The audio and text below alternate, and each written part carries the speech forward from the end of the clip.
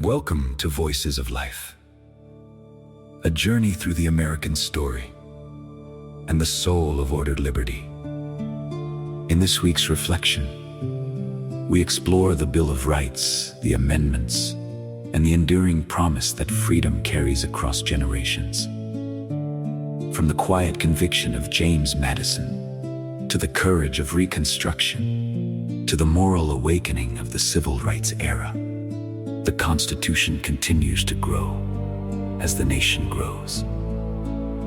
This is the story of liberty protected, justice pursued, and conscience preserved. And together, we step into the living promise of America. Welcome to the Voices of Life podcast, a ministry of the Church for Life. I'm Pastor David. In week 5 of our 6-week journey through the American story, today we explore ordered liberty, the Bill of Rights, the amendments, and the American promise. This first segment is devoted to the Bill of Rights, how it was formed, why it matters, and how it shapes the conscience of a nation. We begin with James Madison, a quiet man whose mind helped define the soul of the Republic. James Madison did not look like a revolutionary. He was small in stature, soft-spoken, often sick, and rarely dramatic. But his intellect was unmatched. His understanding of human nature was profound, and his commitment to liberty was unwavering. When the Constitution was drafted in 1787, Madison believed the structure alone would protect freedom. He trusted the separation of powers. He trusted checks and balances. He trusted the people's virtue. But the states were not convinced. Many citizens feared that the new federal government might become too powerful.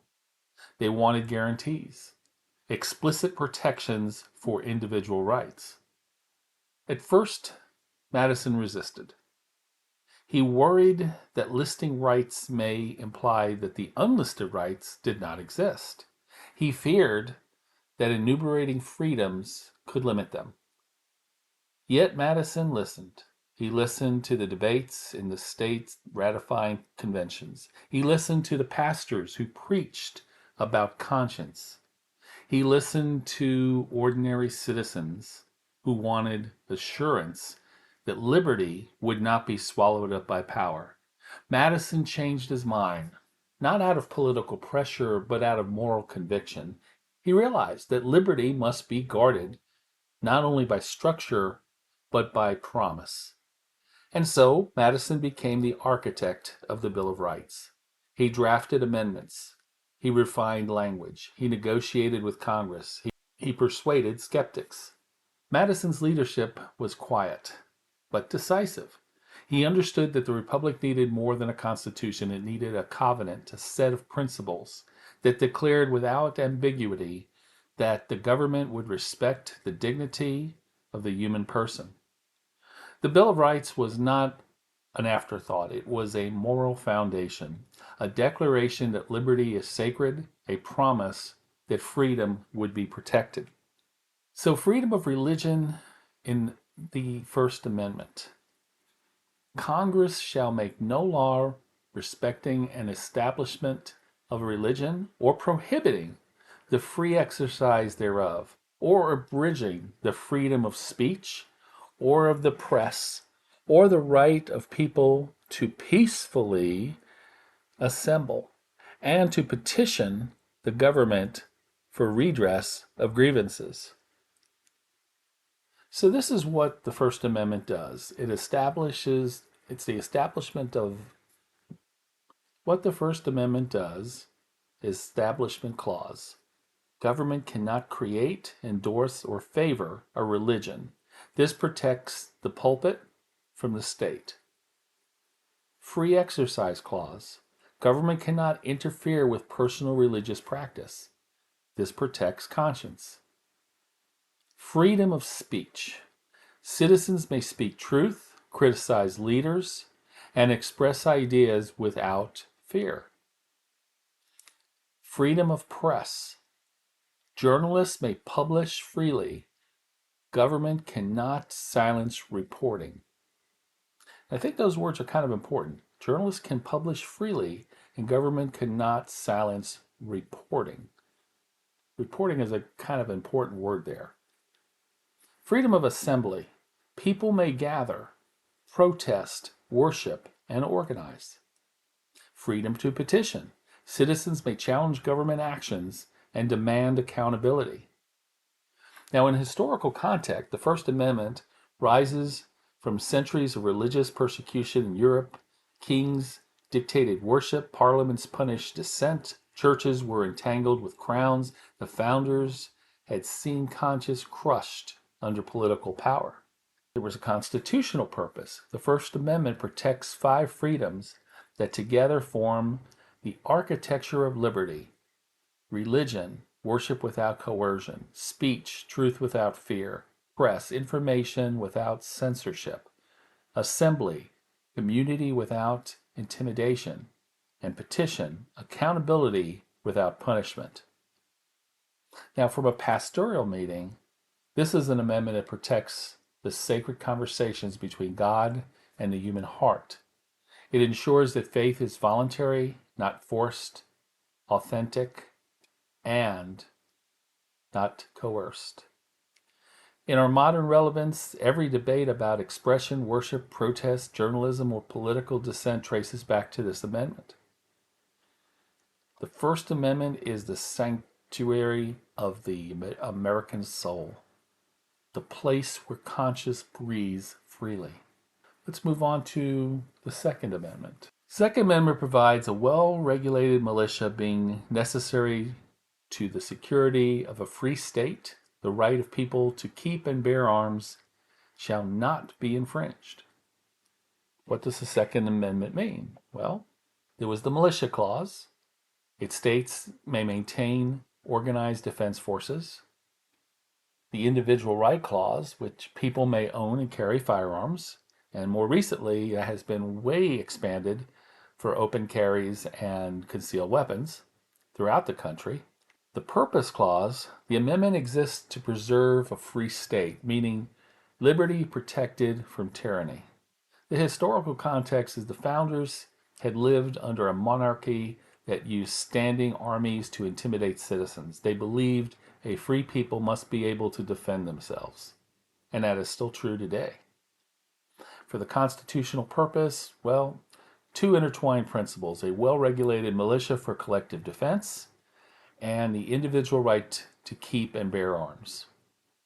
From a pastoral point of view, it reflects the biblical principle that stewardship includes protection of family, community, and nation. And why it's relevant today, it's central to the debates about self-defense, public safety, and the limits of governmental power. The Second Amendment declares that liberty must be defended, not only by law, but by the people themselves. Let's look at the Third Amendment. No soldier shall in time of peace be quartered in any house without the consent of the owner, nor in time of war, but in a manner to be prescribed by law. What Amendment 3 does is protect citizens from forced housing of soldiers born from abuses under King George III, affirms the sanctity of the home. Now, we place this in historical context. British troops were quartered in colonial homes without consent. The founders saw this as a violation of dignity and privacy.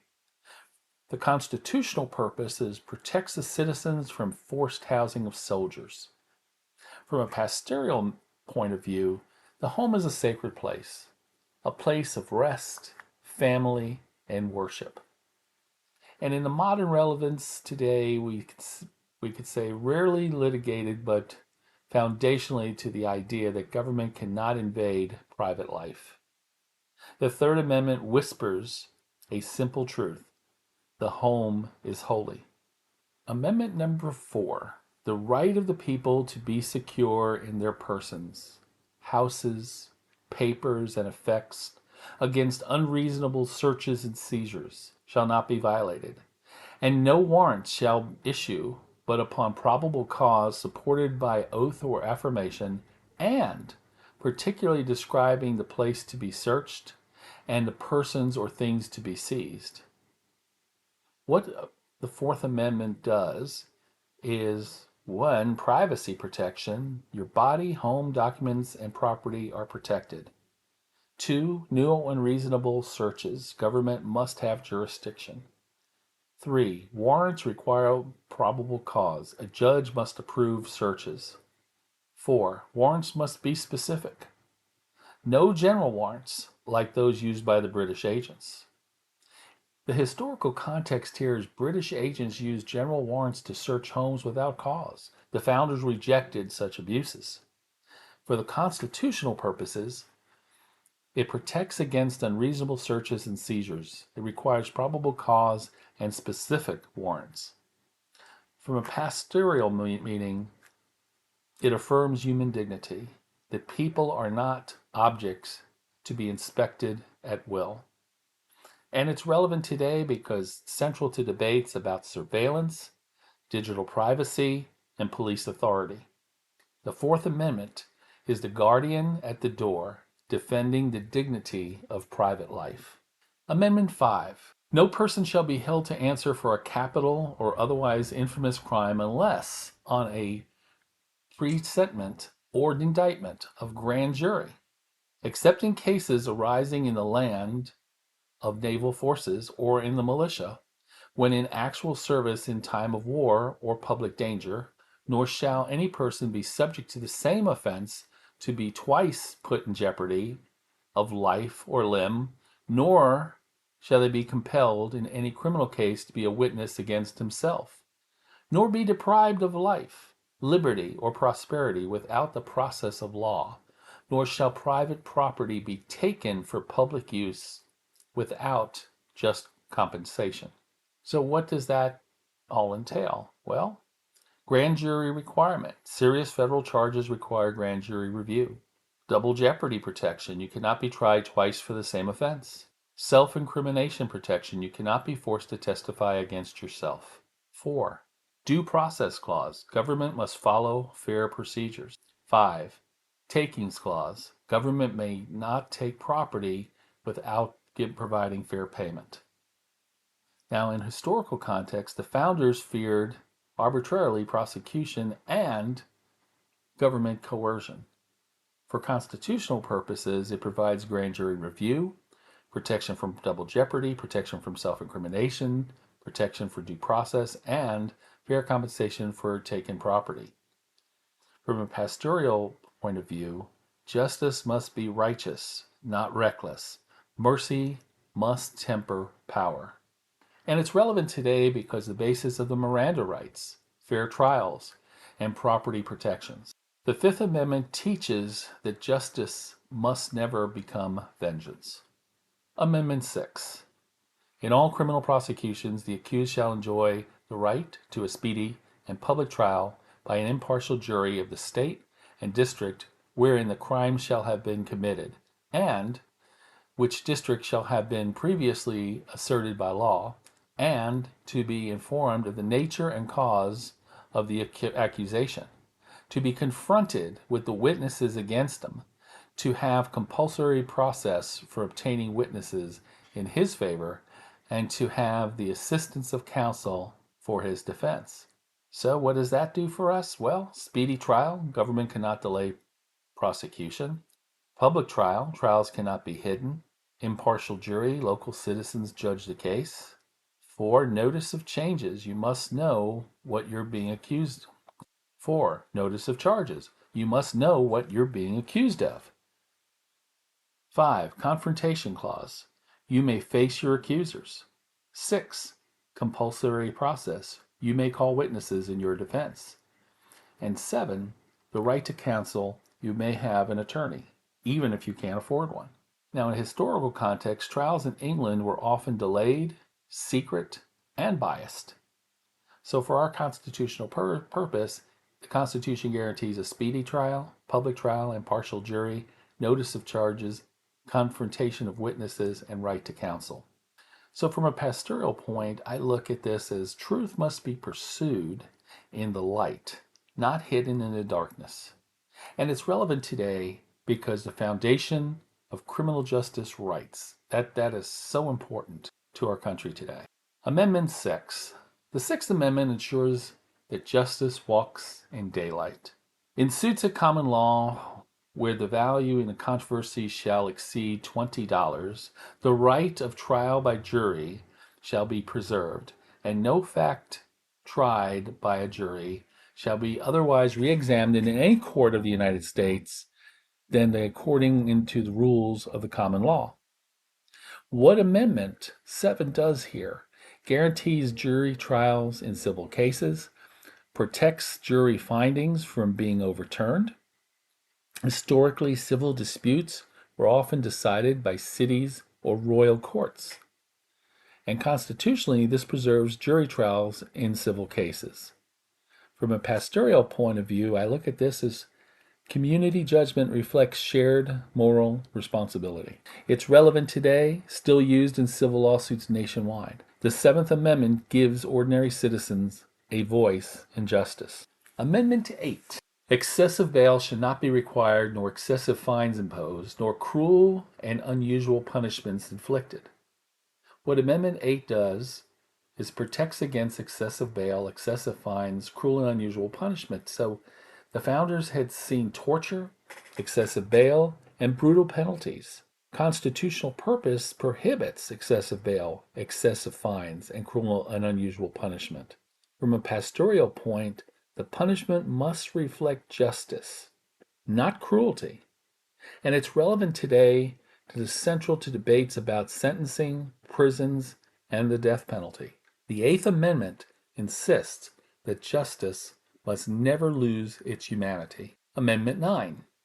The enumeration in the Constitution of certain rights shall not be construed to deny or disparage others retained by the people. What Amendment 9 does is it declares that the people have rights beyond those listed. It declares that people have rights beyond those listed, protects unenumerated rights. From a historical content, the founders feared that listing rights might imply others didn't exist. For constitutional context, it protects unenumerated rights, freedoms not written but still real. From a pastoral meaning, human dignity is larger than any document. And it's relevant today because the basis for privacy rights and other implied liberties. The Ninth Amendment reminds us that freedom is bigger than parchment. Amendment 10.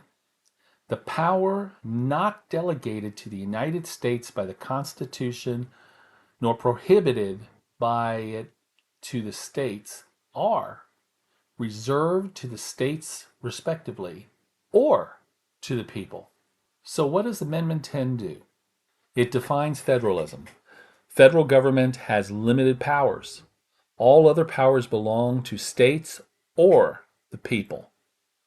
In historical content, the founders feared centralized authority. And from our Constitution, it reserves undelegated powers to the states or the people.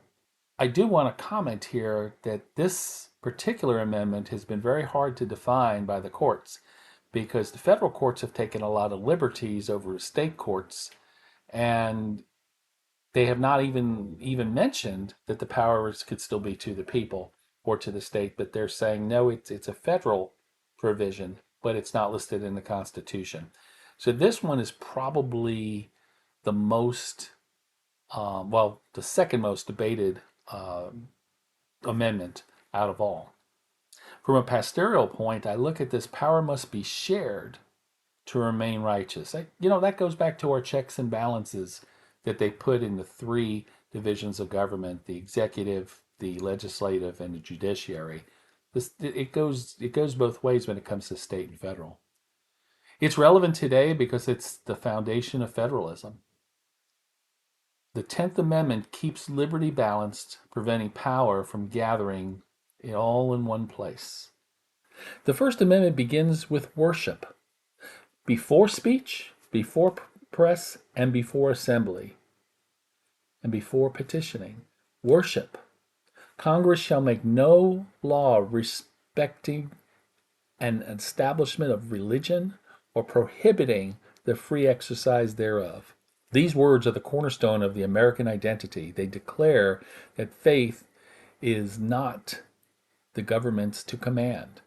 They declare that the conscience is not the state's to coerce. They declare that the worship is not the crown's to regulate. The founders understood that religion shapes character. It forms conscience, it teaches virtue, it anchors morality. Freedom of religion is not merely a political right, it is a spiritual safeguard. It protects the sacred conversation between God and the human soul. In colonial America, churches were centers of community life. Pastors preached about liberty, justice, and righteousness. Sermons shaped public opinion. Faith communities nurtured civic virtue. The founders believed that a free people must be a worshiping people, not because government should enforce religion, but because faith strengthens the moral fabric of society.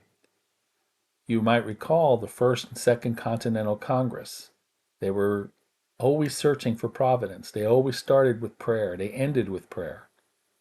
So the First Amendment protects two essential principles. No establishment, the government cannot impose a state religion. Free exercise, the government cannot hinder personal worship. Together, these principles create a space where faith can flourish freely. Freedom of religion is the first freedom because it protects the foundation of all other freedoms, the human conscience. Liberty of conscience is one of the most beautiful ideas in the American story. It is the belief that every person must be free to seek God, to hear God, and to obey God without fear. Conscience is God's gift. It is the inner sanctuary where the Spirit whispers truth. It is a place where conviction is born. When conscience is coerced, faith becomes hollow. When conscience is threatened, worship becomes fear. And when conscience is violated, the soul becomes wounded. America at her best protects that sacred space. The founders understood that conscience must be free. They had seen the dangers of religious persecution in Europe. They had witnessed the suffering caused by state controlled religion. Liberty of conscience is not political, it is pastoral. It is the space where God speaks to the human heart. As pastors, we defend liberty of conscience not because it is politically convenient, but because it is spiritually essential. We guard it because it is the soil in which authentic faith grows. The Bill of Rights protects conscience so that faith may flourish without fear. The Bill of Rights is an American experiment in ordered liberty. It is a belief that freedom must be protected, defined, and cherished. Ordered liberty is not freedom from responsibility, it is freedom with responsibility. It is liberty shaped by virtue. Madison understood that the republic would survive only if the people remained morally grounded. Rights without righteousness become rebellion. Liberty without virtue becomes lawlessness. The Bill of Rights calls us to be people worthy of the freedom we inherited. As we conclude this segment, we remember this truth. Liberty is fragile. It must be guarded, it must be taught, it must be cherished. Above all, it must be anchored in the conscience of the sacred place where God speaks to human soul. Some people point out that when this country was founded, it was founded on the Judeo-Christian beliefs. And when other religions came into the country, they're saying, oh, but it's not that religion, it's not that religion. And personal relationships with God, whatever you and whoever you call God, is that freedom that is guaranteed by this Constitution. It doesn't mean that we all have to say, oh, well, maybe we need to change. It doesn't mean that at all. It means that that's that person's belief. We respect it. And where does that person's religious rights end? where yours begins or where mine begins. And the same goes on for everybody else. So we need maybe to at least respect another person's religion, even if we don't agree with it. I mean, there's nothing wrong with having different points of view. We'll start off now in segment 2. And in the first segment, we explored the Bill of Rights, the covenant of conscience that anchors American freedom. Now we turn to the early amendments that followed 11 through 15. These amendments tell a story of struggle, repentance, reconstruction, and redemption. They reveal a nation wrestling with justice and a constitution capable of growth. The Constitution did not remain unchanged after 1791. It grew, it adapted, it responded to crisis and corrected injustices. The 11th Amendment, sovereignty preserved. The 11th Amendment protects states from certain lawsuits, preserving the balance between federal and state authority. The first major change came with the 11th Amendment in 1795. It limited federal judicial power, preventing certain lawsuits against states. This amendment affirmed the principle of state sovereignty, a reminder that the federal government is powerful but not absolute. So what that means is it limited federal court power. Citizens cannot sue a state in federal court without that state's consent. It protects state sovereignty. States retain immunity from certain lawsuits. In a historical context, it passed after Chisholm versus Georgia in 1793, where the Supreme Court allowed a citizen to sue a state. States pushed back, demanding protection. And that's where Amendment 11 came into play. We know for sure that over time, the federal courts have intervened in state matters. And depending on what it was, because remember, it says certain types of lawsuits. And that's not what's defined very well. Amendment 12, Order in Elections. This was done in 1804. The electors shall meet in their respective states and vote by ballot for president and vice president. So what does this mean? Separate ballots. Electors can cast one vote for president and one vote for vice president. It prevents election chaos. Fixes the problem from election of the 1800 when Jefferson and Burr were tied. It strengthens executive stability, ensures the president and vice president are chosen intentionally. So the 12th Amendment reshaped the election process for president and vice president after the chaotic election of 1800. The nation realized the original system needed refinement. The 12th Amendment created separate ballots. So these early amendments were structural adjustments to the machinery of government to make things run smoother. But then came the great turning point, the 13th and 14th and 15th Amendments. The Reconstruction Amendments is what they're referred to. These amendments were not structural. They were moral. They were spiritual. They were the Constitution's confession and its repentance. The 13th Amendment abolished slavery, ending a sin that had stained the nation since its birth, which it inherited from Britain and other countries around the world, which had been going on longer than we probably keep calendars. So officially, slavery was abolished in December of 1865, but it didn't actually go into effect until January of 1866. And it says, neither slavery nor involuntary servitude, except as punishment for crime, whereof the parties shall have been duly convicted, shall exist within the United States or any place subject to their jurisdiction. So it abolished slavery nationwide. And the last slaves were released in New Jersey in January of 1866. It ended involuntary servitude, except as punishment for a crime, marks the constitutional repentance, a moral turning point after the Civil War. The 13th Amendment and slavery, the Constitution moment of repentance was so critical. And again, we were a country from birth. We started with slavery. because we inherited and didn't know better. Although, if you look back at the Continental Congress, the first Continental Congress, they actually discussed putting an end to slavery when they would get themselves free from Britain. And there was a lot of debate, but in the end, it didn't make it to paper. But it did now in 1866.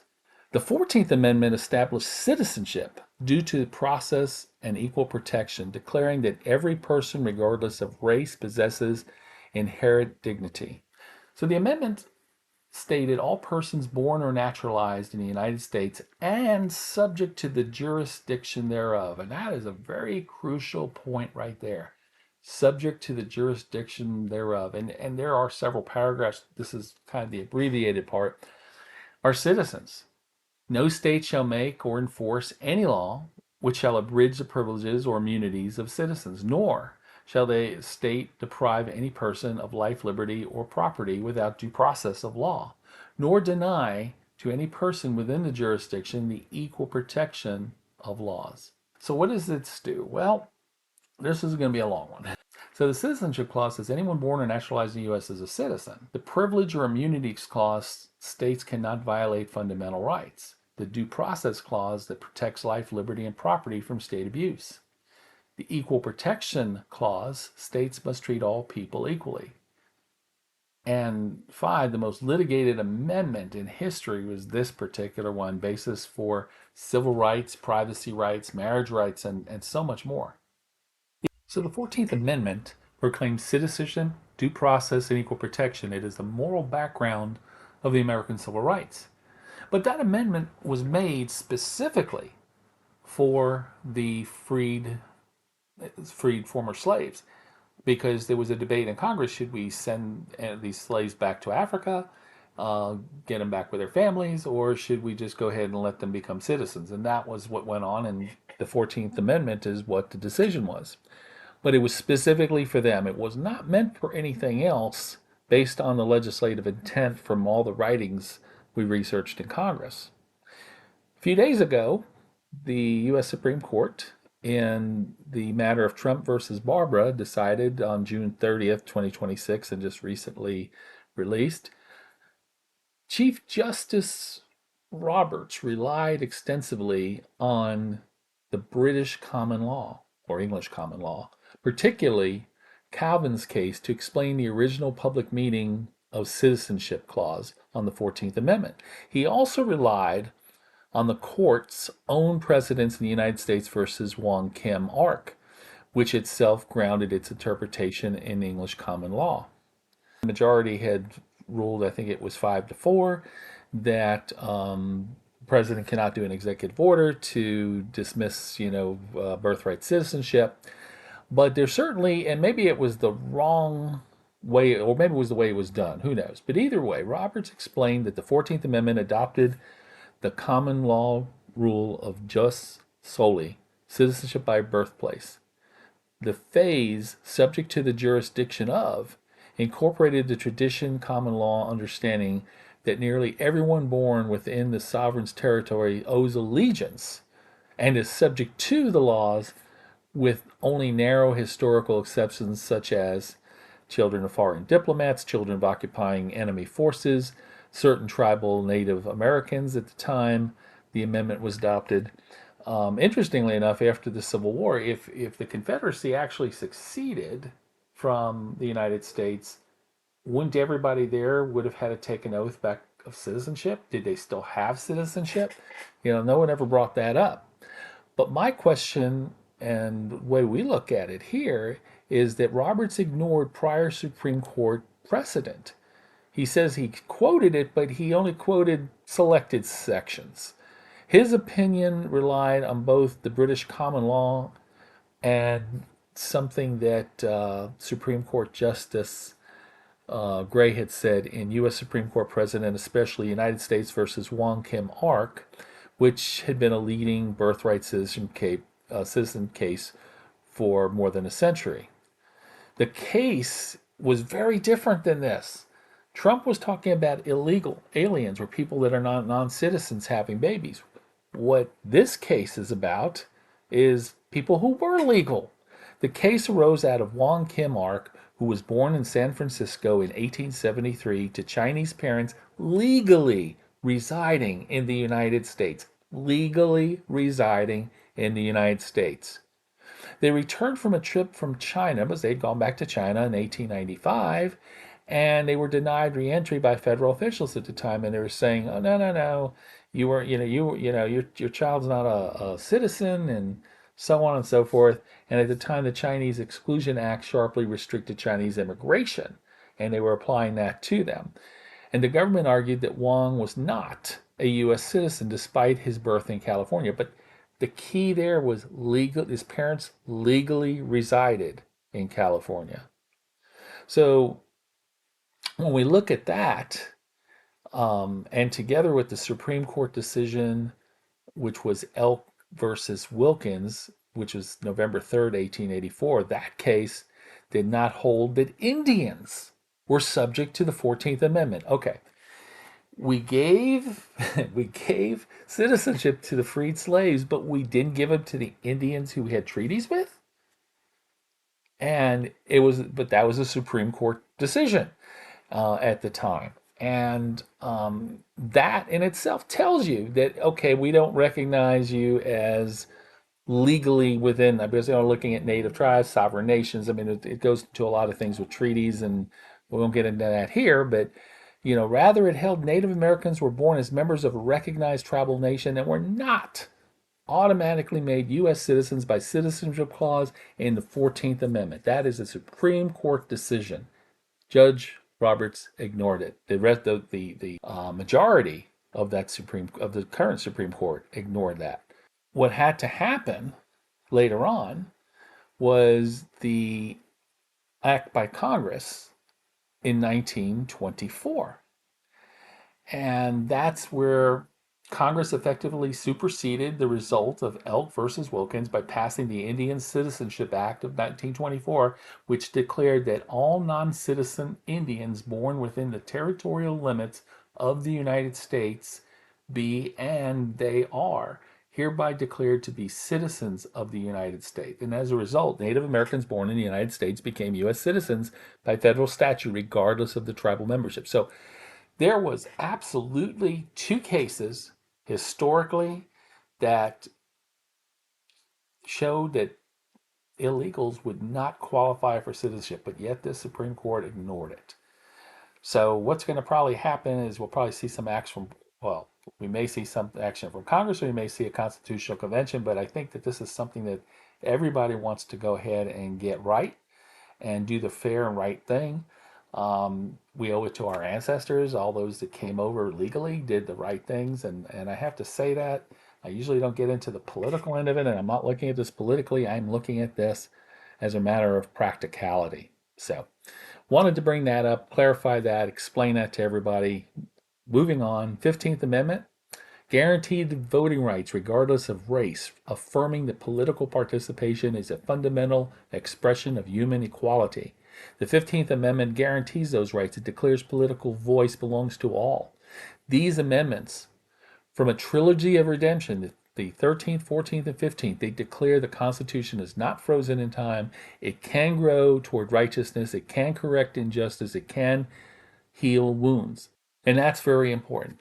And some people keep wanting to look back and they can't get over it. And I'm not saying that after these amendments were passed, there weren't obstructionists that tried to stop it. They did. They tried the court's patience. They tried justice's patience. But eventually, I think the final redemption came in 1965 with the Civil Rights Act. That really is what really outlined the details of what needed to happen and how it should happen. And there was no way that you can plead ignorance otherwise. But understand, Reconstruction was one of the most difficult chapters in American history. The Civil War had ended, the Union was preserved, but the nation was broken, morally, socially, and spiritually. 4 million formerly enslaved men, women, and children stepped into freedom. But freedom without protection is fragile. Freedom without justice is incomplete, and freedom without opportunity is hollow. Reconstruction sought to rebuild the South, protect freedmen, and establish a new foundation for American equality. And Reconstruction might have gone a lot better had Abraham Lincoln not been assassinated by John Wilkes Booth. He was very, very committed to putting everything back together in the most generous and less abrasive way. But unfortunately, he did get assassinated, and things took a few years of stumbling. But schools were built, churches flourished, families reunited, communities formed, but resistance grew. Violence erupted, laws were twisted, as I was saying. You had these obstructionists. Freedmen were oppressed. Reconstruction reveals both the promise and the peril of American liberty. It shows that the progress is possible, but not guaranteed. It shows that justice requires courage and persistence. It shows that the Constitution can grow, but only when the nation is willing to confront its sins. Reconstruction was not merely political, it was spiritual. It it asked whether a nation torn by sin could be restored by truth. In the midst of the national division, the church carried a sacred calling, the ministry of reconciliation. Think about it, ministry of reconciliation. The gospel declares that Christ breaks down dividing walls, he heals wounds, he restores relationships. The church must stand where Christ stands, between broken people, calling them toward forgiveness, justice, and a new creation. During Reconstruction, churches became centers of hope. Freedmen gathered to worship freely for the first time. Pastors preached about dignity, equality, and redemption. Congregations formed, schools, mutual aid societies, and community networks. The churches became a refuge, a place where formerly enslaved people could learn to grow and heal. But the church also faced its challenges. Some congregations resisted reconciliation. Some Christians clung to prejudice. Some pulpits remained silent when they should have spoken out. The ministry of reconciliation requires courage, it requires truth, it requires humility.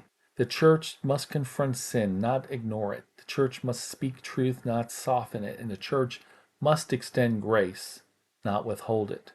Reconciliation is not weakness, it is strength. It is the willingness to confront injustice and pursue healing. The Reconstruction Amendments call the church to be a moral witness, a beacon of hope, and a nation seeking redemption.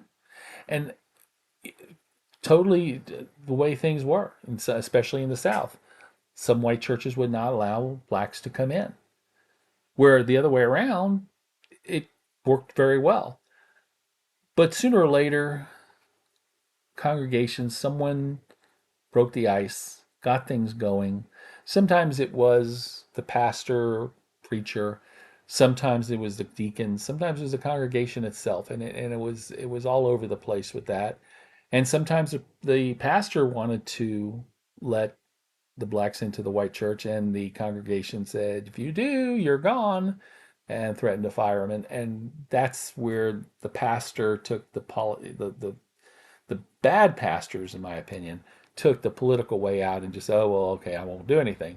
The strong, courageous pastors would have stood up to them and says, well, I'm going to let them in, and if you want to fire me, fire me.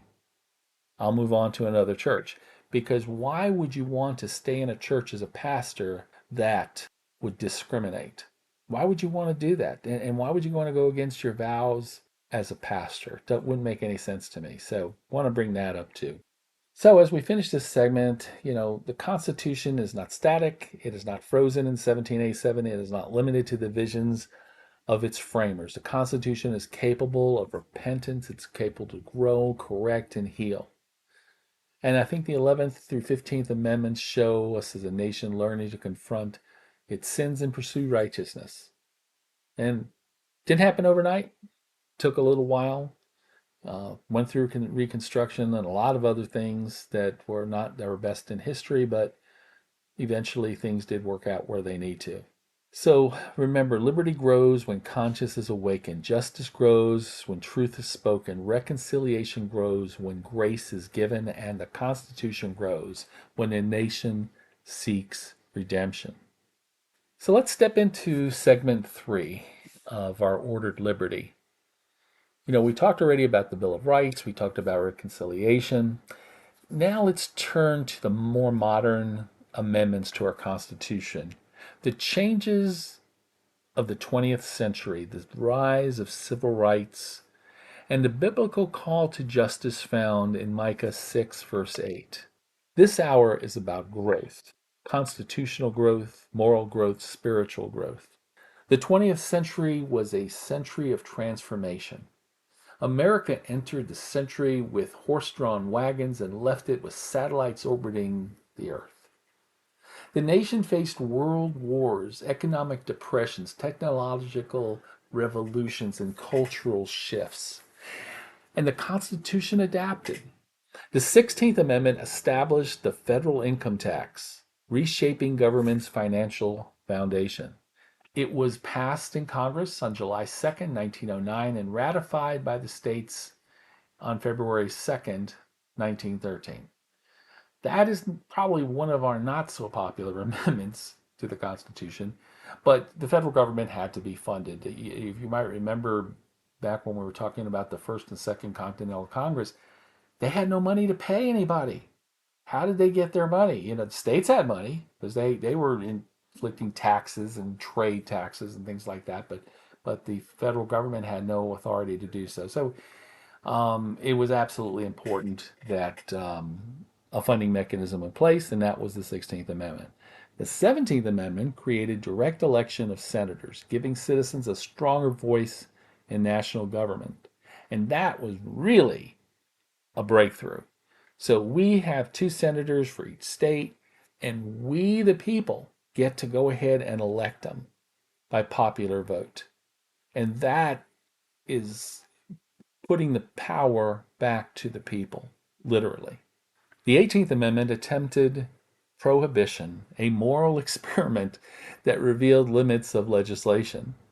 And that was a prohibition on alcohol for drinking purposes. Prohibition begins. And this amendment was passed in Congress on December 18, 1917, and ratified on January 16, 1919. It was a very short-lived amendment and was repealed by the 21st Amendment in 1933. We'll talk about it when we get to the 21st. The 19th Amendment granted women the right to vote, expanding the promise of equality. It ended women's suffrage.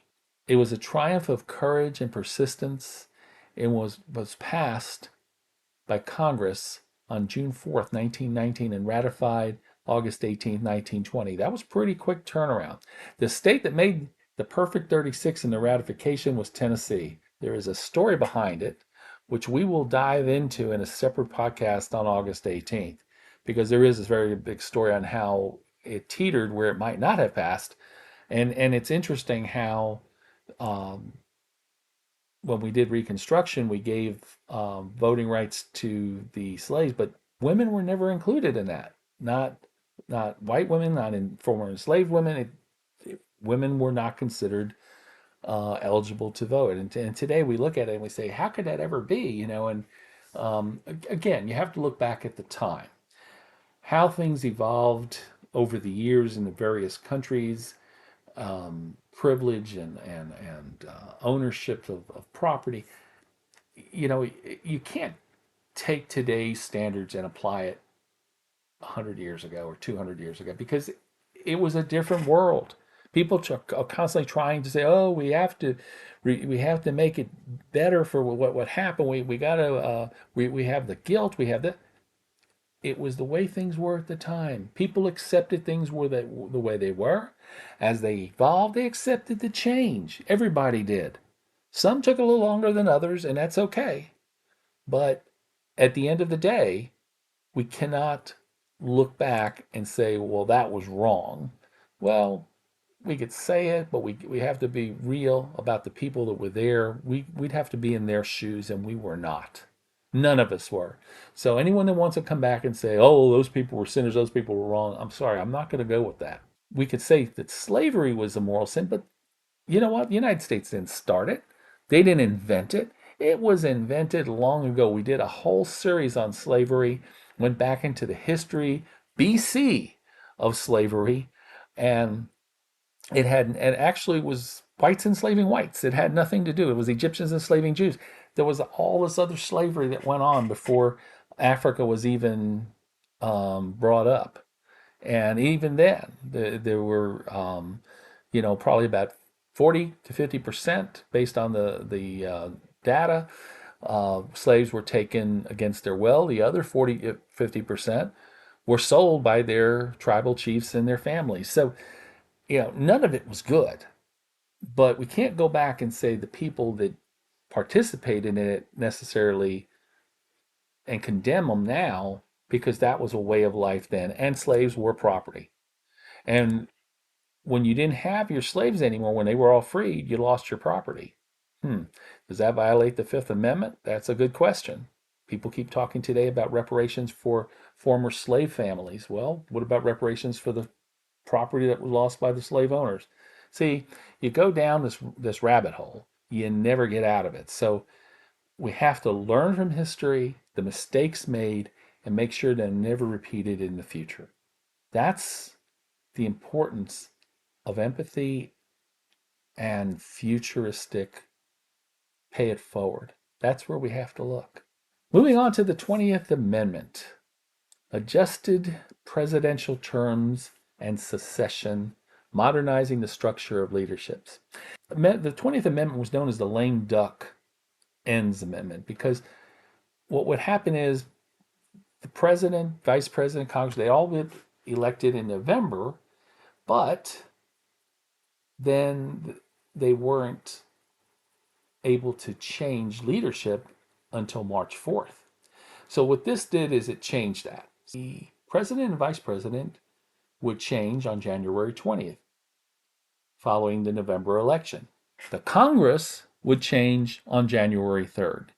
So there was less of a time that went by that you didn't have an effective governance in the executive branch or in the legislative branch. The 21st Amendment repealed prohibition. This was the only amendment to ever overturn another amendment.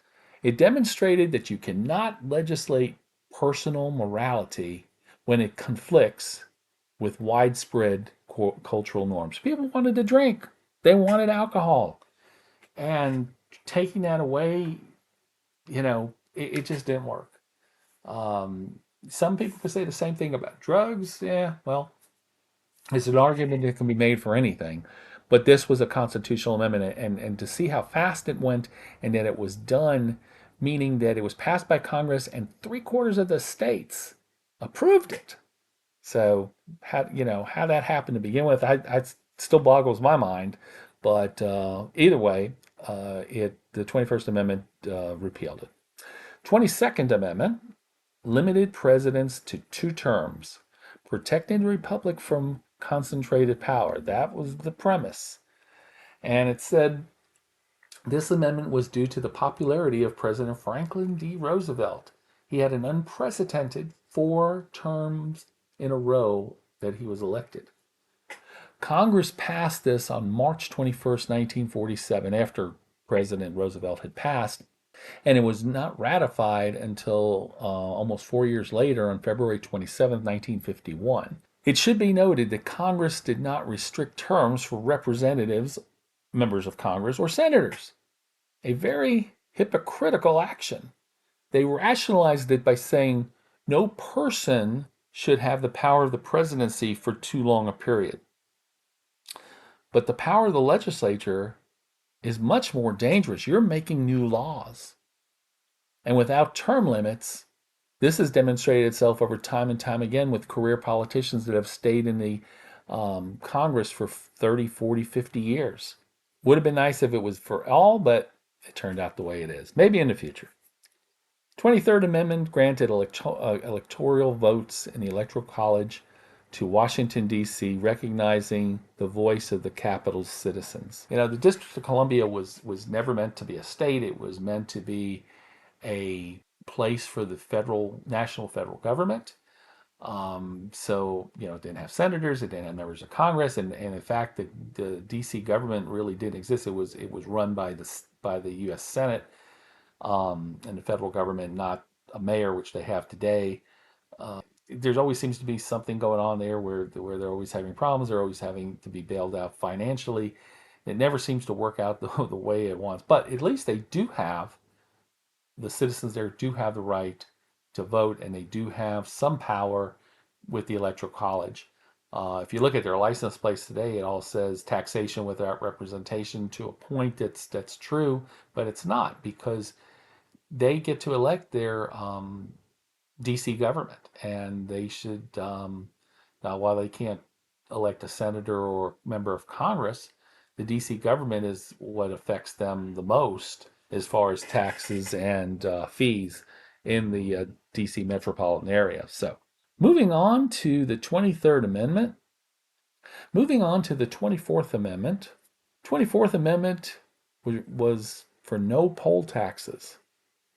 So it abolished poll taxes, receiving financial barriers to voting. Now, I can't figure this out too, but I guess at some point where the Constitution said, yes, you can vote, but then they said, okay, but you got to pay this fee to vote. And that was a poll tax. And of course, for poor people, that was absolutely a barrier. Voting is free. That's your right as a citizen, and to have to even put an amendment like this in place. But I know it was the state governments that were doing it, not the federal. Mostly in the southern states. I go back to the southern states on that one, but yeah, they did have a poll tax, and that's all gone. And I think some people refer to some of that as Jim Crow. There's a lot of slurs that go along with that, but at the end of the day, um, one of the things Congress has been trying to get through recently is the Safe Act, which would make everyone have an ID. I can't imagine not having ID. I know when I've gone to the polls before, they've always asked me for my ID, and I've given them a driver's license. Why not? If I didn't drive, I'd have an ID card. I'd have something. Should be able to, because otherwise, people could pretend to be somebody they're not and vote, and that impacts the fairness and the correctness of elections. Hopefully that'll get resolved here soon. The 25th Amendment clarified presidential succession and disability, ensuring that we have a continuity in a crisis. So, what the 25th Amendment does, in case of the death or resignation of a president, the vice president would automatically now succeed them right into the position, because the position is vacant. And there's more steps for other leaders of the vice president's position is vacant and how that all can work. But let's say that a president becomes temporarily incapacitated, going for surgery or something goes on and they're temporarily incapacitated. The vice president becomes the acting president until the president submits a written declaration to resume. But if that situation does come up, the Congress must vote within 21 days and agree with the declaration that for the vice president to remain as acting president after that 21st day. So there's some checks and balances, and there's also something for involuntary. So if you have a president that is incapacitated and is unwilling to step down, the vice president and the cabinet majority can sign a declaration and say, hey, we think the president's incapacitated, and we need to go ahead and remove them from office temporarily. In that case, the vice president becomes acting president, and goes back to that 21-day thing again. So anyway, that's how that works for the 25th. And I've heard that a lot come up lately with all these secessionist things, but we won't get into that part of it. The 26th Amendment lowered the voting age to 18, affirming those old enough to fight for their country are old enough to vote for its leaders. I think For some reason, that magic age of 21, it used to be for drinking, it used to be for voting, and it was lowered to 18. And I remember when I grew up, the drinking age in Florida got reduced from 21 to 18. And then as I was 18, they increased it to 19, but you were grandfathered in, and then it stuck at 19. It stayed at 19 for years before they brought it back up to 21 again. So those ages things have gone back and forth, but at least for voting purposes, which you reach the age of majority, you should be able to vote, and there it is. And lastly, we get to the 27th Amendment. So the 27th Amendment says there's no instant pay raises for Congress. Congress can't just pass a raise for themselves during a session and say, okay, hey, we just raised our salaries to $200,000 each. Doesn't work that way. Um, and what has to happen is there has to be an election session that goes along after the vote before it can go into effect. And that's a good thing. It reminds us that freedom must be guarded, and you know that way one branch can't just do something in the heat of the moment or the spirit of the moment. And that was a very long one because that was actually brought up back in the 1790s, but it wasn't ratified until the 1990s. Go figure, 200 years. But it absolutely is a good uh, amendment. It's a fair amendment. The only thing I'd like to see, just have to say this, I'd like to see that Congress has to have Social Security and not their own government pensions. Could you imagine if you put senators and members of Congress on Social Security? They would fix Social Security the next day. But meanwhile, our elderly people, and this is where my heart goes out as a pastoral person, is that to have all the benefits they need and the right amount of money to survive, living wage, if you want to call it that, for retirement. Social Security's been broken for a long time, so I just want to bring that up. Again, I'm really not trying to get political. I'm talking about practical things here, so it is what it is. The civil rights movement was one of the most profound moral awakenings in American history. It was not merely political, it was spiritual. It was a call for America to live up to her creed that all men are created equal, and women. So let's be clear. Leaders marched, preached, and prayed. Churches became centers of courage. Pastors stood up in pulpits and declared that segregation was a sin, discrimination was injustice, and equality was righteous. The movement was rooted in faith. It was in a belief that every person bears the image of God. Civil rights legislation, including the Civil Rights Act and the Voting Rights Act, reflected the moral momentum of the era. The Constitution grew, the nation grew, and the church played a vital role in the guiding of the conscience of America. Civil rights movement reminds us that justice is not automatic. It must be pursued, it must be demanded, and it must be lived. At the heart of the civil rights movement and at the heart of ordered liberty is a simple, powerful verse. He has shown you, O man, what is good, and what does the Lord require of you but to do justice, to love mercy, and to walk humbly with your God. Micah 6, verse 8 is not a political slogan, it is a spiritual mandate. Do justice. Justice is active, it confronts wrongdoing, it protects the vulnerable, it seeks righteousness. Love mercy. Mercy is compassionate. It forgives. It restores. It heals. Humility is essential. It keeps pride from corrupting justice. It keeps anger from poisoning mercy. Justice without mercy becomes tyranny. Mercy without justice becomes chaos. Humility binds them together. Micah 6, verse 8 is the heartbeat of ordered liberty, the moral foundation beneath the Constitution. It reminds us that freedom is not merely a legal concept, it is a spiritual calling. As we conclude this segment, we reflect on the modern amendments how they teach us about liberty, how they teach freedom. Every generation must guard liberty. Every generation must pursue justice. Every generation must walk humbly before God. The Constitution grows when the nation grows. The amendments of the 20th century show us that liberty is not static. It must adapt to new challenges, new realities, and new moral insights. The civil rights movement shows us that justice requires courage and faith. Micah 6, verse 8 shows us the righteousness requires balance, that justice, mercy, and humility.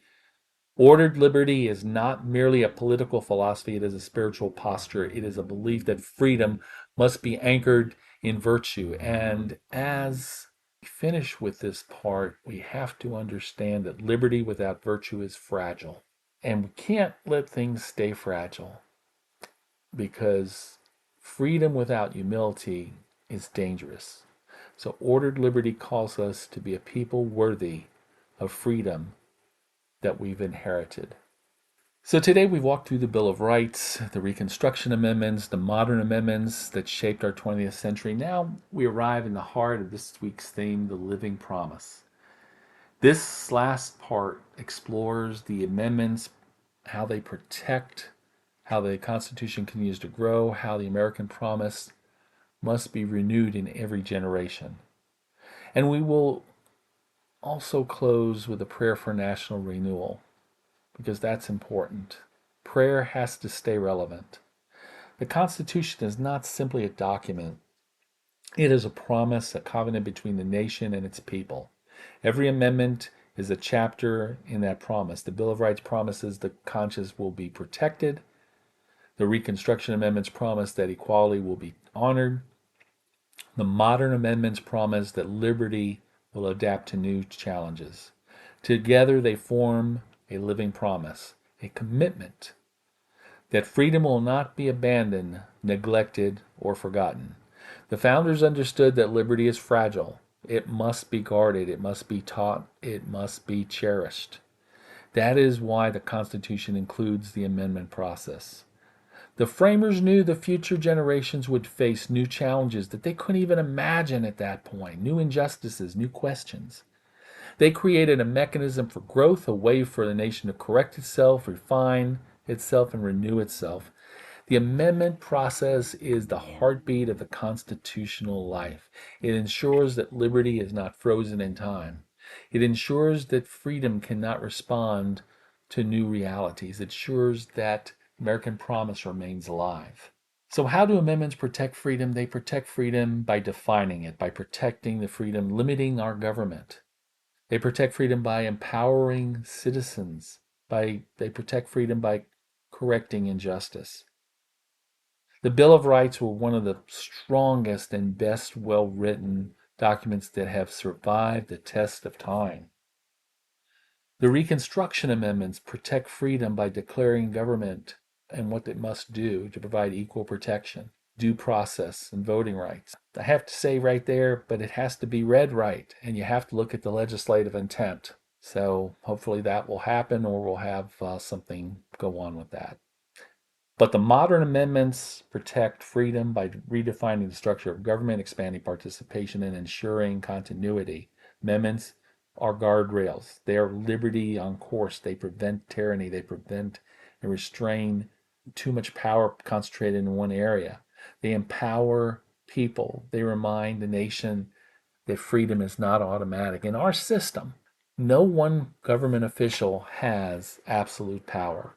I mean, it's been said over the years that a president might have too much or too little power, or Congress does, or the review of the Supreme Court because it's absolute. But remember, the court, this is where people understand. So you have the Congress that makes the laws, you have the executive branch, the president that enforces laws, and then you have the judiciary that reviews the laws for constitutional correctness, or basically, do they meet constitutional standards? What has happened in the last 80 to 100 years is the courts have tried and have, in fact, rewritten laws. I remember seeing some when I was in law enforcement where the court decided how we will do a particular thing. In this case, had to do with radar guns and speeding. This was the Florida Supreme Court, and they actually rewrote the statute, but that was not their job. I would venture to say it wasn't even legal. Now, they could have just said that the statute that was in place by the legislature was illegal or not meet the statutory requirements of the state constitution. No problem with that. Then the lawmakers go back to work. And they did go back to work, and they did refine it eventually. But at first, the court was saying you have to follow this order, and that's not what the Constitution says the court gets to do. It says the court only gets to interpret. And that's where you have to push back. And not everybody wants to do that, but you need to. And there were some Supreme Court orders over the centuries that were not enforced. And we'll get into that into another one. But that's part of the history part. I think, we look at the faith and we look at the freedoms, but we have to make sure that we're not being run over by a government that goes too far. And that's for all the branches, and that's for everyone, because that's what our Constitution says. If our Constitution said otherwise, I would go with it, and I think everyone else would go with it. So this is not a political statement. This is a factual statement, because a free government allows your church to do its job and do the right things. A repressive government, like they have in some other countries, in communist countries, fascist countries, socialist countries, that church is not free. They have to watch their P's and Q's. The pastor just can't say anything they want. They have to be very careful. So anything that's been under that kind of governmental control, you have to question. Keeping freedom free, most important thing, kind of look at that. And in our last part here, we want to just talk, the American promise is simple. Freedom entrusted to a moral people. Liberty requires virtue. Freedom requires responsibility. Rights require righteousness. The founders believed that the republic, and we are a republic, we are not a democracy. The founders believed the republic would survive only if its people remain morally grounded. They believed that conscience must be protected. They believed that faith must be free. They believed that justice must be pursued.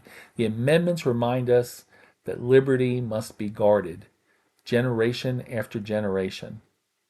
The American promise is not automatic. It must be renewed. It must be taught. It must be lived. And the church plays a vital role in renewing that promise.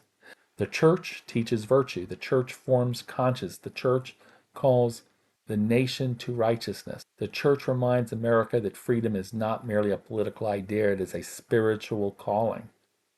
So let us pray as we conclude this episode. Heavenly Father, as we conclude week 5, we turn our hearts toward prayer. Prayer for our nation, prayer for our leaders, prayer for our communities, and prayer for our future. Lord, renew our nation, restore our unity, strengthen our commitment to justice, protect the liberty you have entrusted us to. Heal our wounds, lift our eyes, guide us into the future, marked by righteousness, mercy, and hope. Make us a people worthy of freedom. We have the freedom that we've inherited. Teach us to do justice. Teach us to love mercy. Teach us to walk humbly with you. Renew our conscience, renew our character, renew our courage, and renew the American promise, the promise of ordered liberty, anchored in virtue, sustained by faith, and guided by your hand. In Jesus' name, amen. Thank you for joining us on week 5 of our 6-week journey on 250 years of faith and freedom on Voices of Life podcasts, a ministry of the Church for Life. I'm Pastor David, and we'll be seeing you next week with week 6, and looking forward to seeing all of you here. Have a wonderful weekend. Enjoy your holiday.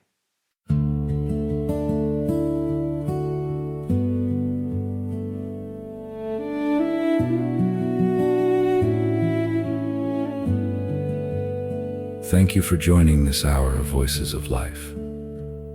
As we close, we remember that liberty is a gift, justice is a calling, and hope is a responsibility. The American promise lives when we guard freedom, honor conscience, and walk humbly with God. May courage guide us, may compassion steady us, and may renewal rise within our nation.